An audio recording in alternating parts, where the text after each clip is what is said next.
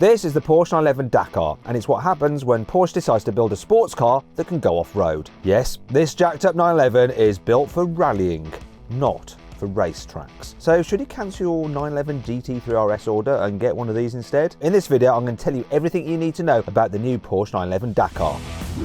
Buy, sell, car. Wow.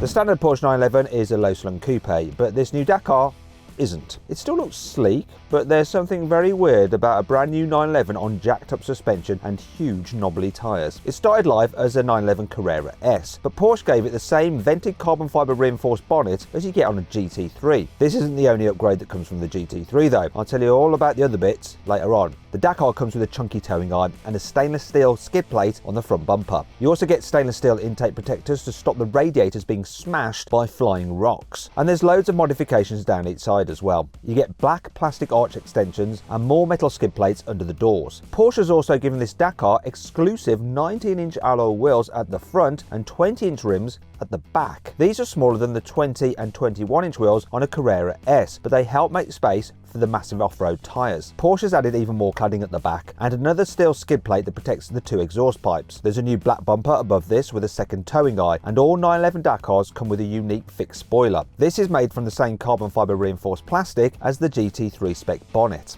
The new 911 Dakar comes with heavily modified suspension. For starters, it sits 50mm higher than that of a normal Carrera S, and you can raise it up an extra 30mm if you need to crawl over serious boulders. This gives you about 205mm of total ground clearance. That's only 5mm less than a standard Porsche Cayenne. Porsche has limited the Dakar's top speed to 106 miles an hour in jacked up mode. It'll drop down automatically if you accelerate past that. There wouldn't be much point in making a high riding 911 if you were stuck with normal road tyres. But this new Dakar version gets its own specially developed Pirelli Scorpion tyres. These have 9mm of tread, reinforced sidewalls and a double inner layer to make them more resistant to punctures if you're driving over very sharp rocks. The Dakar also comes with Porsche's active anti-roll system as standard to stop its body leaning too much in fast bends, and this should be handy off-road as well as on-road.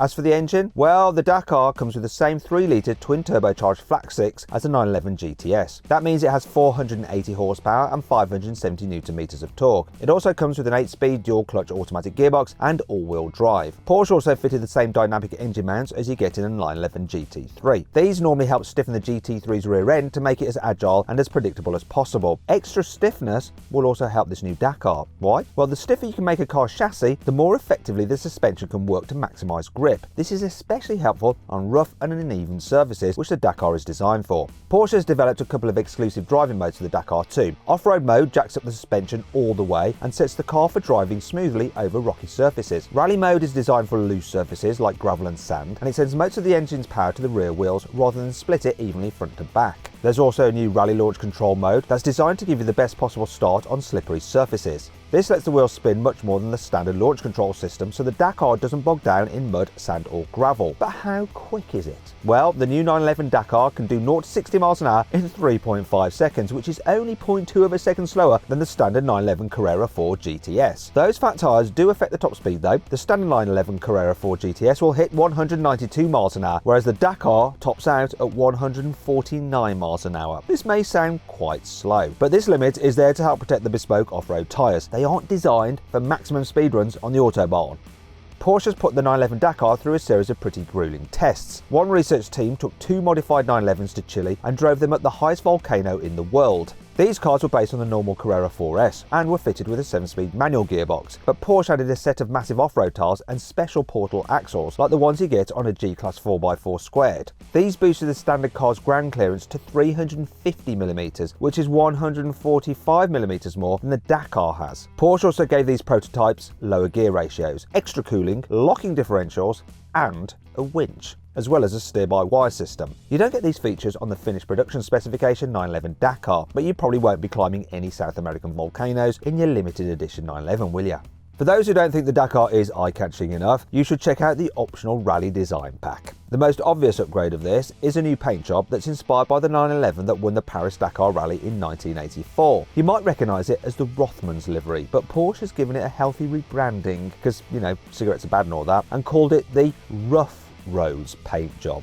The new Dakar Spec 911 doesn't just look wild on the outside, it comes with some pretty racy interior upgrades too. There are plenty of new 911 Dakar badges on the dashboard and the door sills, but the biggest change has happened at the back. Porsche has completely removed the standard GTS's back seats. Instead, you get a meaty roll cage, just like the GT3 and GT3 RS. The Dakar also comes with fancy carbon fibre bucket seats like in those cars. Unlike its ride height, Porsche tried to keep the 911 Dakar's weight as low as possible. All these interior upgrades help, and so does the carbon bonnet from the GT3. But you also get lightweight windows and a lightweight battery. This means the Dakar weighs 1,605 kilograms. That's only 10 kilograms more than a Carrera 4 GTS with the automatic gearbox. Now this is pretty impressive when you consider how heavy those massive tyres and stainless steel skid plates must be. There's another weird upgrade you can get for the new 911 Dakar, and it's a roof rack. But this isn't any ordinary roof rack. This one is specifically designed to hold Porsche branded jerry cans, water bottles and folding shovels. All the necessary equipment you need then to head out into the desert. But make sure you don't lose these while you're out and about, just pottering around town. You know, someone might take a fancy to them, because anything with the Porsche logo on it does have some value on eBay. The roof rack also comes with built-in fog lights and a 12-volt power supply. And you can buy a roof tent if you're the sort of 911 driver who prefers camping to 5-star hotels. You also get a set of things called traction boards.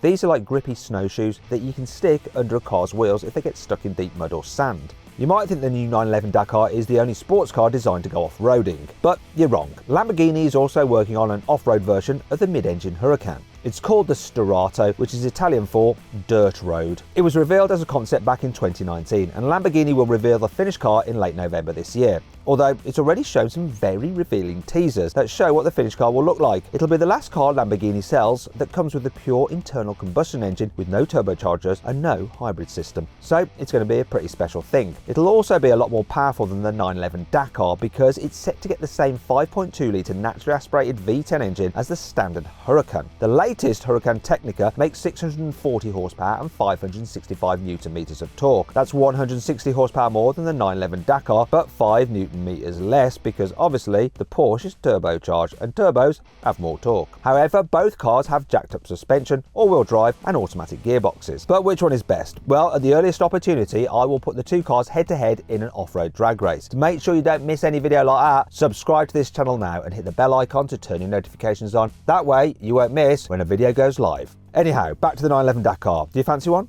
Well, you're gonna have to be quick. It's on sale now, and Porsche is only going to build 2,500 of them. They're not going to be cheap either. The standard Dakar costs £173,000. That's more than £50,000 over the standard 911 Carrera 4 GTS, and it's £4,000 more than a 911 Turbo S. And that's before you add any things like the Rally Design Pack. That will set you back an extra £18,434. But it's not all bad news. You can bet the new Dakar will cost much less than the forthcoming Huracan Stirato.